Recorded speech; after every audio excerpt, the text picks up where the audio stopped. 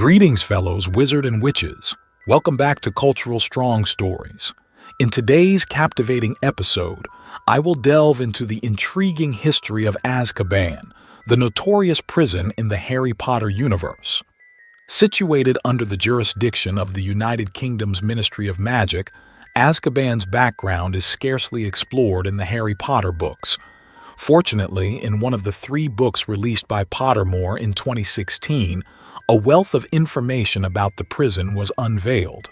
So, with insights from this publication, we can now compile a substantial amount of information about Azkaban, which I'll share with you shortly. According to Rowling, the name Azkaban is derived from a fusion of Alcatraz, the renowned California prison, and Abaddon, a Hebrew term denoting a place of profound destruction in the depths of hell. It appears that the concept of an island prison is indeed inspired by Alcatraz, considered by Rowling as the Muggle prison most akin to Azkaban. As far as our knowledge extends, Azkaban was situated in the North Sea, though it never manifested on any Muggle or magical maps. It is speculated to have been either magically created or significantly expanded. In the 15th century, the fortress served as the abode of a wizard who identified himself as Echrizdis. Engaging in the dark arts, he derived pleasure from ensnaring, torturing, and slaying unfortunate Muggle sailors who happened upon his island. With Echrizdis' demise, the concealment enchantments he had cast upon the island dissipated. It was then that the Ministry of Magic became cognizant of the existence of this place and uncovered the infestation of Dementors on the island. Despite widespread belief that Azkaban was a malevolent place deserving destruction, apprehensions arose that such an action might prompt Dementors to disperse to other regions and seek reprisal. Consequently, a decision was reached not to intervene with the island, leaving it as the enduring abode of Dementors for many years. Over time, wizards came to the realization that the smaller wizarding prisons within the country lacked adequate security. This deficiency arose because, frequently, attempts by wizards and witches to escape resulted in magical activities that Muggles could detect, thus breaching the international statute of secrecy. Consequently, it was deemed preferable to establish a prison on a remote island inaccessible to Muggles. During this period, Damocles Rowling, the second Minister of Magic in the United Kingdom, ascended to power. He insisted that the new prison must be Azkaban, proposing the utilization of the Dementors inhabiting the island as the prison's guardians. Damocles Rowling aimed to save time and money for the Ministry of Magic. Many wizards, particularly those well-versed in Dementors and dark magic, opposed this idea. But Damocles Rowling disregarded their objections and proceeded with his plans. In 1718, his inaugural year in office, he commenced the transfer of prisoners to Azkaban, and it swiftly proved to be an effective prison due to the insurmountable challenge posed by the Dementors. However, over time, Damocles Rowling was succeeded by Perseus Parkinson in 1726, who also endorsed Azkaban. By the time Eldritch Diggory assumed the role of minister, the prison had been operational for 15 years without any incidents. After assuming office, Eldritch Diggory, over time, visited the island and was appalled by the dismal conditions in which the prisoners lived. The majority of them fell ill and succumbed to despair. Upon returning to London, Eldritch Diggory initiated a search for alternatives for the prison, or at the very least, considered replacing the Dementors as guardians. However, before he could find a solution, he contracted dragonpox and passed away. In the nearly 300 years that transpired until Kingsley Shacklebolt assumed office, there were 30 different ministers, none of whom seriously entertained the idea of closing Azkaban. They chose to turn a blind eye to the inhumane conditions within the fortress, resorting to expanding it with magic and occasionally visiting, justifying their stance with the fact that no one had ever escaped from there.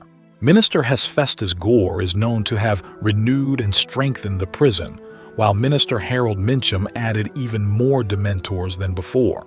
As described by Lupin and Hagrid in Harry Potter and the Prisoner of Azkaban, we come to understand that the island where the fortress stood was small, and the Dementors possessed the power to strip prisoners of all joyful thoughts. Those in their presence could only dwell on dreadful things, leading them to withdraw into themselves and descend into madness within a few weeks.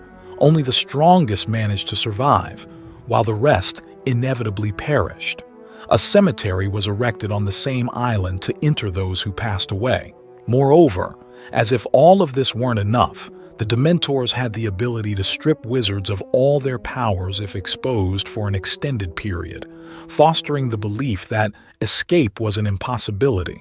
Towards the close of the 19th century, Percival Dumbledore, the father of Albus, found himself incarcerated in Azkaban. His imprisonment stemmed from an incident where he attacked 3 Muggles who had assaulted his daughter Ariana. Percival, unfortunately, met his demise within the confines of the prison.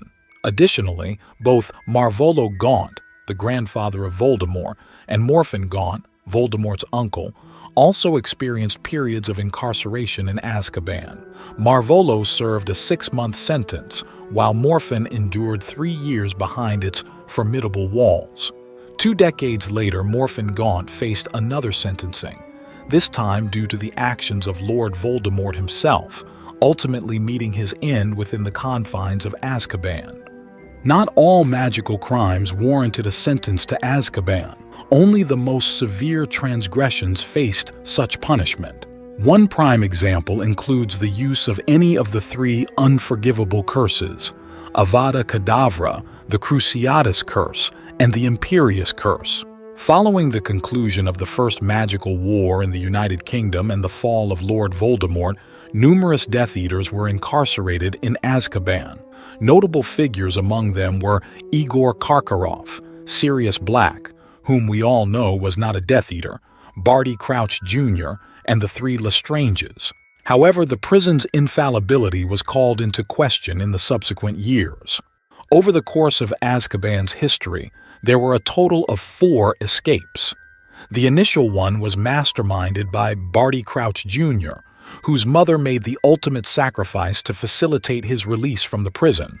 The Dementors, being blind to the switch they executed, remained oblivious, and their lack of anticipation stemmed from their inability to comprehend the profound love a mother could harbor for her child. During the 1992 to 1993 school year, the Chamber of Secrets was reopened at Hogwarts. Since Rubeus Hagrid had been accused of opening it the first time, Minister Cornelius Fudge decided to send him to Azkaban, creating the illusion of taking action in the eyes of the magical community. Fortunately, the true culprit was discovered at the end of the school year, leading to Hagrid's release. A mere few weeks later, the second escape from Azkaban unfolded, and it was the most remarkable one. Sirius Black, utilizing his animagus transformation, successfully left his cell, evaded the Dementors, and fled the island with the intent of avenging himself against Peter Pettigrew, the man who betrayed him. 2.5 years later, in January 1996, the third escape took place, a massive breakout. Specifically, 10 prisoners, former Death Eaters from the First Magical War, were freed by Lord Voldemort, who had recently been resurrected. They rejoined his ranks, causing chaos in the magical community. This escape also had positive consequences, as among those who escaped were the 3 Lestranges, indirectly leading to a significant transformation in Neville Longbottom from an incompetent wizard to a formidable figure in the magical world. Unfortunately, this massive breakout hinted at the worst. The Dementors had changed allegiance, no longer obeying the Ministry of Magic in the United Kingdom and aligning themselves with Lord Voldemort. We do not know who the Guardians of Azkaban were from then on, but in 1997, the 4th and final escape occurred, another massive breakout. This time, not only Death Eaters were released, but also other prisoners who were compelled to join Voldemort's ranks under the Imperious Curse. The Dementors spread across the United Kingdom, causing terror and even atmospheric changes. Later, they were employed by the Ministry of Magic when the Death Eaters seized control of the government. Fortunately, Voldemort was defeated in 1998 by Harry Potter. The new Minister of Magic, Kingsley Shacklebolt, one of the best ministers in the United Kingdom, purged Azkaban of all Dementors and continued to use the island as a prison for wizards and witches. However, the guards were now Aurors who regularly came and went from Britain. The new system might seem less efficient because prisoners no longer went mad, died, or lost their powers. However, there were no known escapes during Kingsley Shacklebolt's government. Thank you so much for joining me on this deep dive into the fascinating history and mysterious characteristics of Azkaban, the formidable magical prison. If you enjoyed unraveling the secrets of this enigmatic fortress, don't forget to show your appreciation by giving this video a magical thumbs up. For more captivating tales from the wizarding world and beyond, make sure to subscribe to Cultural Strong Stories, your portal to magical realms and extraordinary narratives.